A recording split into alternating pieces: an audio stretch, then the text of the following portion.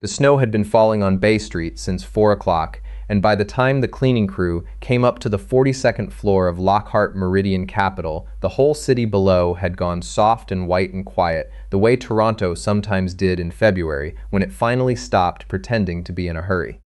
Vivienne Lockhart did not notice the snow. She had not noticed much of anything for 11 hours, except the spreadsheet glowing on the wall of her office, the one that should have balanced and didn't, the one that was going to cost her company $200 million and possibly the company itself. She was 42 years old.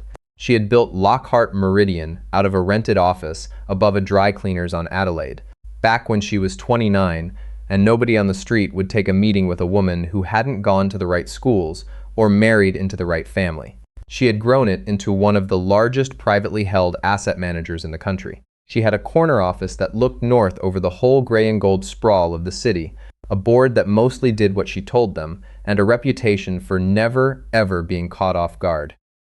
And right now she was very much caught off guard. "Run it again," she said. Gerald Foss, her chief financial officer, rubbed his eyes.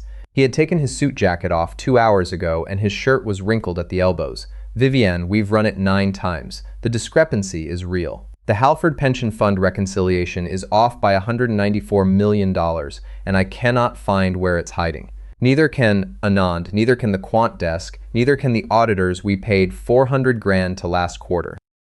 "Run it again," she said. He ran it again. The number did not move. The Halford account was not just any client. It was the retirement savings of 40,000 municipal workers across Ontario, bus drivers, water treatment operators, the people who plowed the snow that was right now drifting up against the glass 42 floors below. If the firm could not produce a clean reconciliation by Monday morning, the provincial regulator would freeze the fund, the news would leak, and every other client Lockhart Meridian had would pull their money so fast it would make the whole building shake. Vivienne had seen it happen to other firms. It took about 9 days from the first headline to the bankruptcy filing. She had until Monday. It was Friday night. Priya Anand stood in the doorway with 2 cups of coffee that had long since gone cold. She had been Vivienne's executive assistant for 9 years and her friend for most of that, though neither of them would have used that word out loud. "The team's exhausted," Priya said quietly. "People have been here since 6 this morning. Some of them have kids." "I have a problem with no children at all," Vivienne said, not unkindly, and $194 million.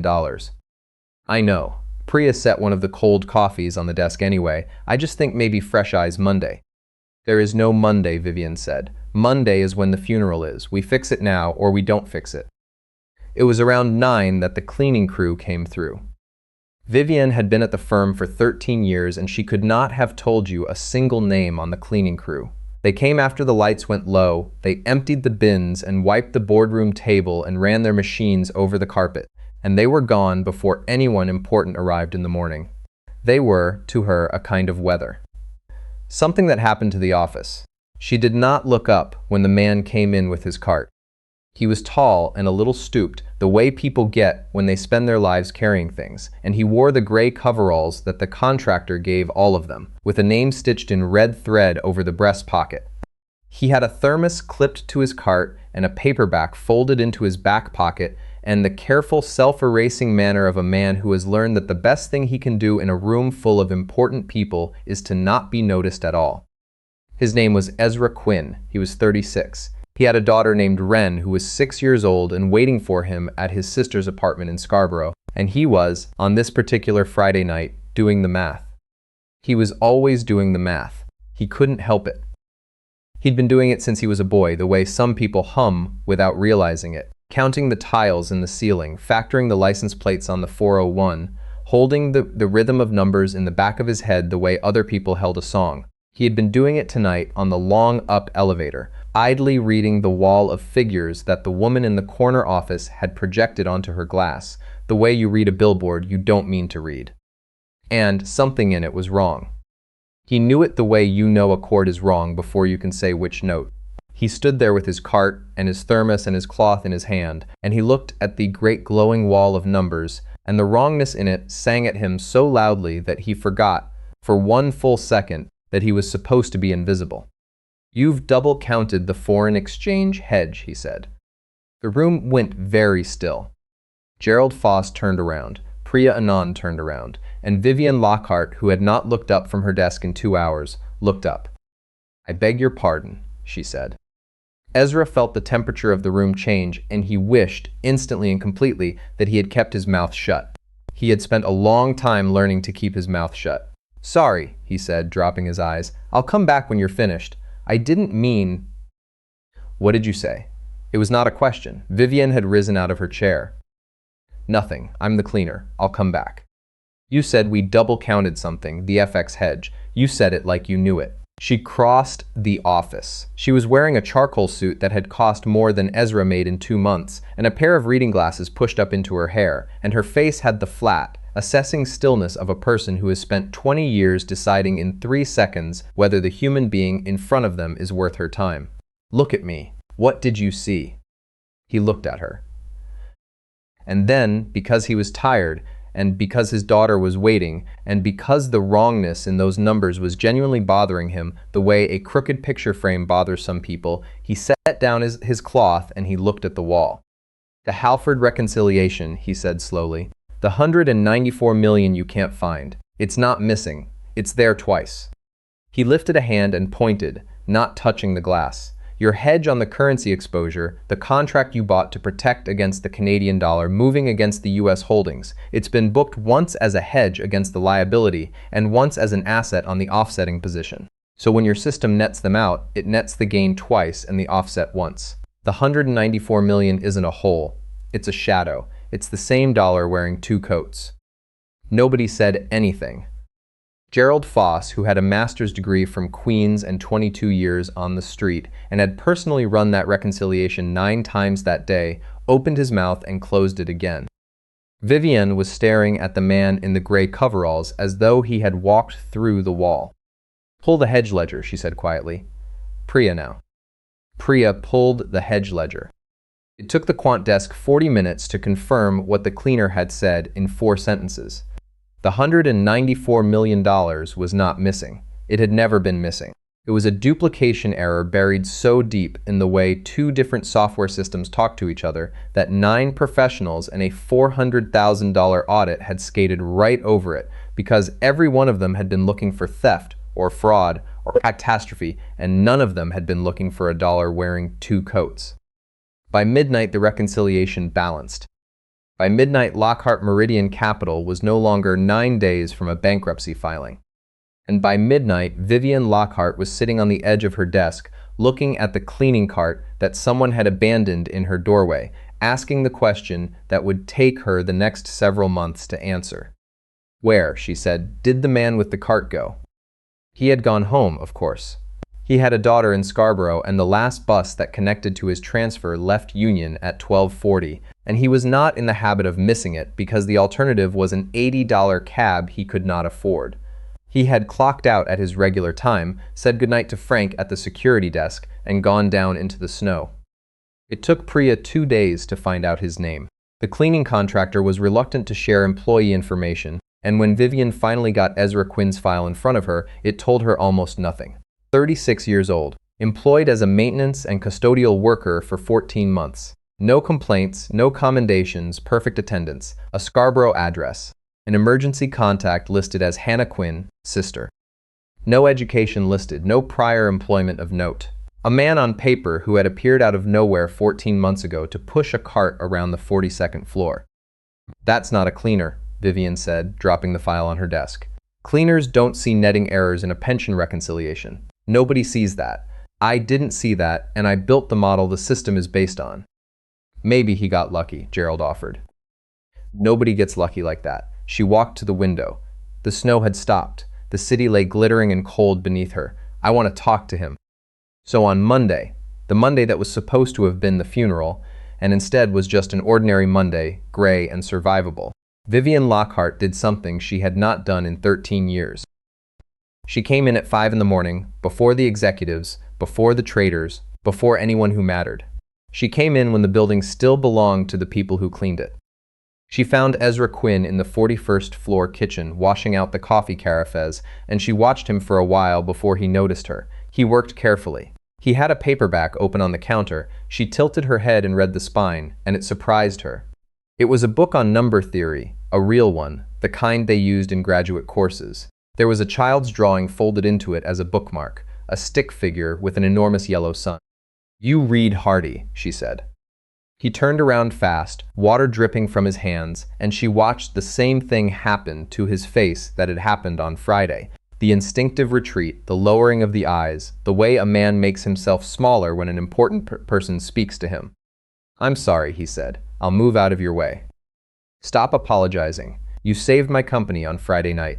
I'd like to know how a custodian reads a mathematician's apology on his break and finds a $194 million error 9 professionals missed." For a long moment, he said nothing. He dried his hands on the dish towel, slowly, and when he looked up at her, his face had changed. The deference was still there, but underneath it was something steadier, something she hadn't expected. A kind of tiredness that had nothing to do with the hour. "Does it matter?" he said. "The error's fixed. I'm glad it helped. I should get back to the floor." "It matters to me." "With respect, Ms. Lockhart, things that matter to you and things that matter to me aren't usually the same things." He said it gently, without bitterness, the way you'd state the weather. He picked up his cloth. "I've got the boardroom to do before 6. And he left her standing in the kitchen, which was something else that had not happened to Vivienne Lockhart in a very long time. She did not let it go. She was constitutionally incapable of letting things go. It was the trait that had built the company and ruined 2 marriages and left her, at 42, with the corner office and the glittering city and very little else. So, over the following weeks, she did what she always did when she wanted to understand something. She investigated. What she found out, piece by piece, was this. His name had not always been Ezra Quinn. That is, it had been, but it had once belonged to a very different life. 14 years ago, a young man named Ezra Quinn had been the most promising quantitative researcher in the graduate program at the University of Waterloo. There were professors there who still talked about him, in the careful way people talk about a great thing that went wrong. He had built models, as a 22-year-old, that hedge funds in New York and Toronto had tried to hire him to refine before he'd even finished his degree. He had a kind of mind, one of his old supervisors told Priya over the phone, that came along maybe once in a decade, not just fast but deep, the rare sort that could see the structure underneath a problem rather than just grinding at its surface. And then, the supervisor said, his voice dropping, there had been the accident. Ezra had married young. Too young, everyone said. A girl named Claire from his hometown of Sudbury who had followed him down to Waterloo with nothing but a suitcase and a faith in him that he had never quite believed he deserved. They'd had a baby. Ren. And when Ren was 8 months old, Claire had been driving home from her night shift at the hospital on an icy stretch of the 401 outside Cambridge, and a transport truck had jackknifed in the snow, and that had been the end of Claire. Ezra had been 25 years old with an infant daughter and a doctorate he was 3 months from finishing. He had not finished it. He had not, the supervisor said sadly, done much of anything in the academic sense for 14 years. He had packed up the apartment, moved back near his sister, and disappeared into the ordinary working world. Warehouse jobs, a stint driving for a parts supplier, and now the cleaning contract. He had turned down, the supervisor was fairly sure, at least one offer over the years from people who remembered him, because the work would have meant travel, conferences, the long unpredictable hours of a research career. And he had a daughter to raise. By himself. There was no one else. He chose her, the supervisor said. Most people say they would. He actually did. Vivienne sat with that for a long time after Priya relayed it. She had spent her whole life around people who had chosen the office. People who had chosen the deal, the promotion, the corner with the view. She had chosen it herself, over and over in 1,000 small rooms, until the choosing had become so automatic, she had forgotten it was a choice at all. She had once missed her own father's last birthday for a closing in New York. She had told herself, at the time, that he understood. She had told herself a lot of things. And here was a man with a once-in-a-decade mind, pushing a cart around her floor at midnight so he could make the 12:40 bus home to a 6-year-old, and he had looked her dead in the eye in her own kitchen and told her that the things that mattered to her were not the things that mattered to him. She found that she could not stop thinking about it. It was Priya, in the end, who suggested the obvious thing.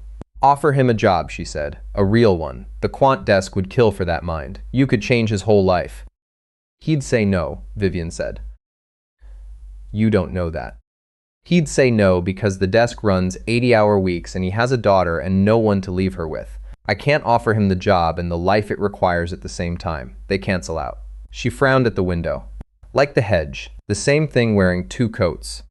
But she went to find him anyway, one more time, because she was Vivienne Lockhart and she did not know how to do anything by halves.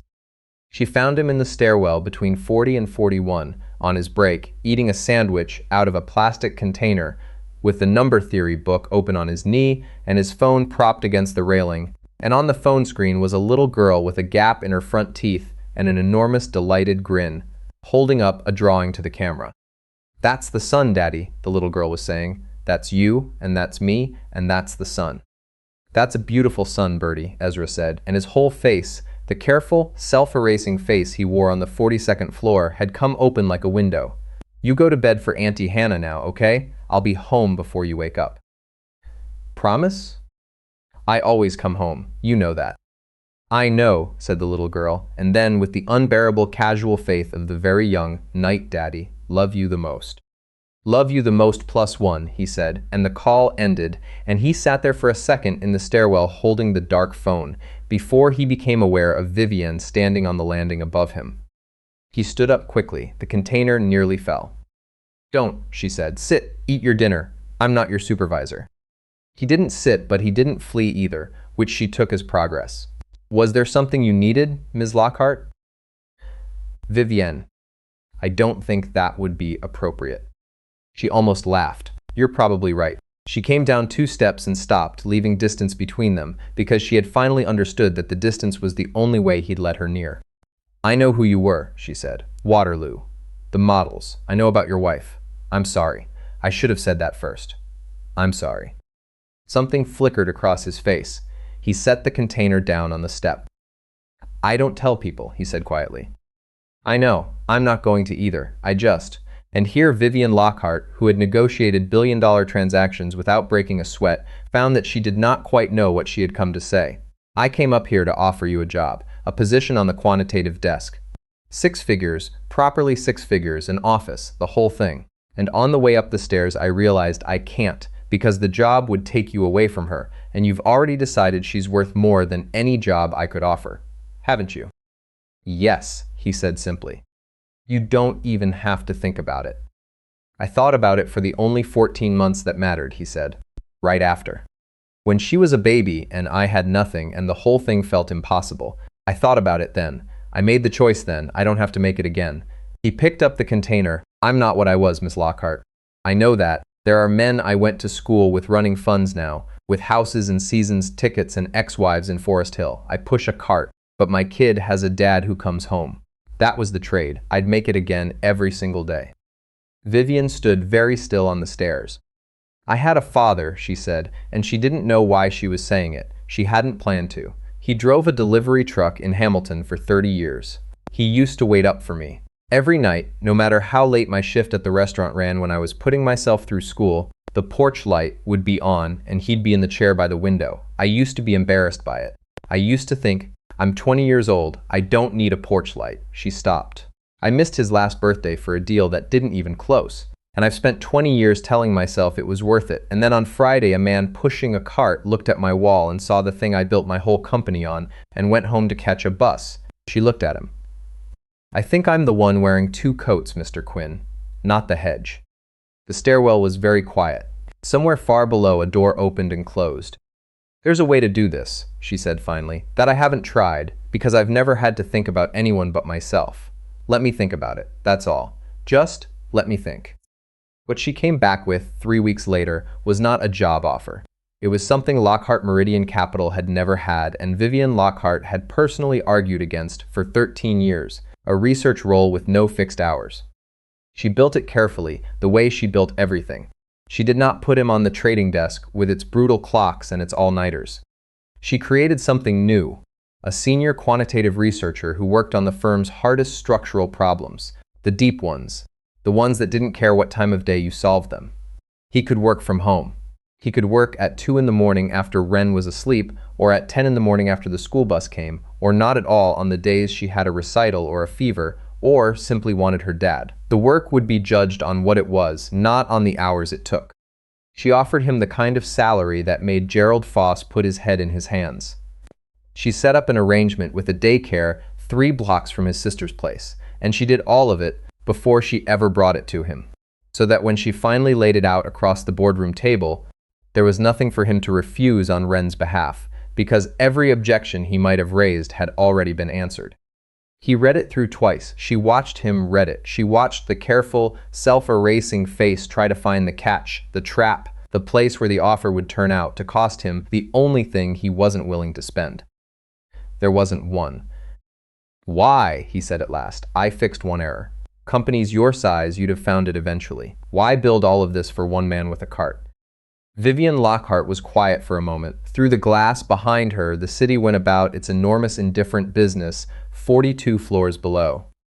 "Because you saw something I built and you understood it better than I did," she said. "Because that almost never happens, and when it does, only a fool lets it walk out the door to catch a bus. And because—" She stopped, and for the first time since he'd known her, the assured CEO seemed to hesitate.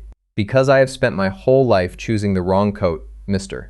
Quinn, and you chose right the first time without even slowing down, and I would like, just once, to be on the side of the person who chose right, even if all I get to do is hold the door." He looked at her for a long time. Then he signed. The story might have ended there, and it would have been a good ending. The brilliant man restored to brilliant work, the powerful woman redeemed by a flash of grace, the snow melting off Bay Street into another ordinary spring.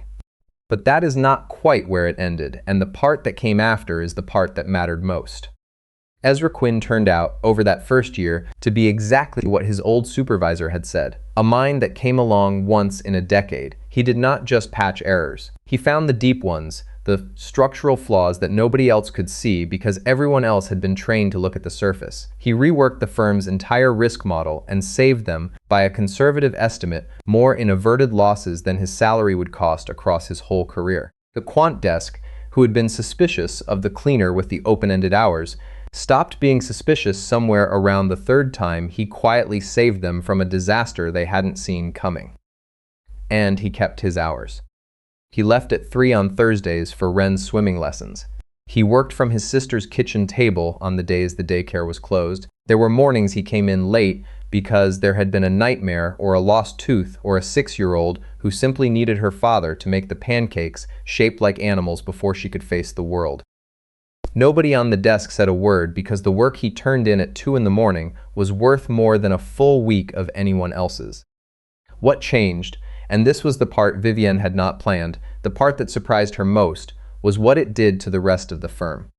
Because once it became known that the new senior researcher worked whatever hours kept his daughter whole and that the CEO had built the role that way on purpose, other people began to ask. A trader whose mother had Alzheimer's, an analyst with the newborn, a young woman on the compliance team who had been quietly planning to quit because she could not do the 80-hour weeks and also be there for the brother she was raising. Lockhart Meridian had always been a place where you proved your worth by how much of your life you were willing to set on fire. And slowly, account by account, person by person, it began to become a place where you proved it by the work, and the rest of your life was allowed to stay yours. Vivienne did not do this because she had become a saint. She would have been the first to tell you she hadn't. She did it because she ran the numbers the way she ran everything, and the numbers said that the people who got to keep their lives did better work and stayed longer and cost her less than the constant churn of burning people out and hiring them again. The decency turned out to be efficient. She found this both reassuring and a little disappointing, that the right thing and the profitable thing should turn out to be the same thing, that she had needed them to be the same thing before she could do it. But there were nights, late, when the office was empty and the snow was falling on Bay Street, that she let herself believe it was about more than the numbers. On one such night, almost exactly a year after the Friday that had nearly destroyed her company, Vivienne Lockhart left her office at a reasonable hour for the first time anyone could remember. She took the elevator down through the dark, glittering tower, and in the lobby, by the security desk where Frank sat reading his phone, she found a small girl with a gap in her front teeth sitting cross-legged on the marble floor, drawing. "You're up late," Vivienne said. The girl looked up at her with frank, fearless eyes. "Daddy had to finish a hard one," she said. "So Auntie Hannah dropped me here and I get to wait, and we're getting fries after. Frank's letting me." She held up her drawing. It was a tall gray building and a tall gray woman in front of it and an enormous yellow sun. "That's the building where Daddy fixes the numbers. That's you. You're the boss. Daddy says you're not as scary as everybody thinks." Vivienne Lockhart, who had been called many things by many powerful people, found that her throat had gone unaccountably tight. "Did he?" she said. "He says you held the door," said Wren, returning to her drawing. "I don't know what that means, but he said it like it was good." Up on the 42nd floor, Ezra Quinn finished the hard one and saved his work and shut down his machine, and he came down through the quiet tower to find his daughter and the most powerful woman on Bay Street sitting together on the lobby floor, looking at a drawing of a sun. He stopped a little way off, the way he always did, on the edge of the important people's rooms. But this time the boss looked up and saw him, and instead of straightening into the flat, assessing stillness, instead of the office and the deal and the corner with the view, Vivienne Lockhart simply smiled. A real one, the kind that came open like a window, and said, "Mr. Quinn, your daughter does excellent work. I think she sees the structure underneath." "Runs in the family," he said. And the three of them went out together into the snow, the cleaner who was no longer a cleaner, and the little girl with the drawing, and the woman who had finally taken off one of her 2 coats and found that she felt warmer, not colder, for letting it go. The thing I keep coming back to is that nobody in that room on Friday night was a fool. Gerald Foss had 22 years on the street. The auditors cost 400 grand. They ran the numbers 9 times. And every single one of them missed it for the same reason. They were all looking for the disaster they expected, and a man pushing a cart was the only one looking at what was actually there. That's not luck.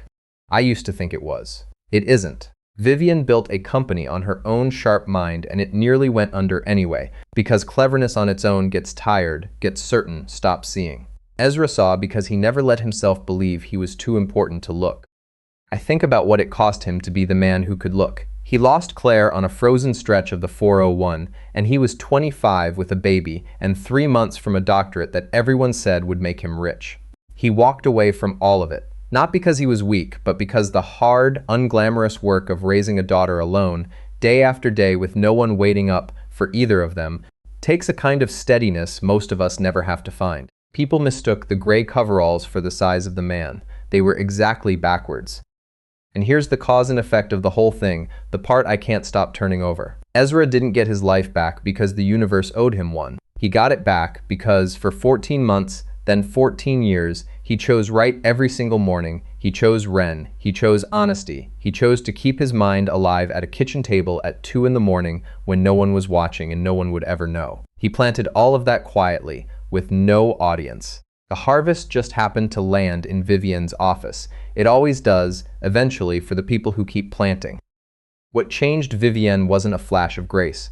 It was watching a man with nothing make a better choice than she'd made with everything, and being honest enough to admit it to his face.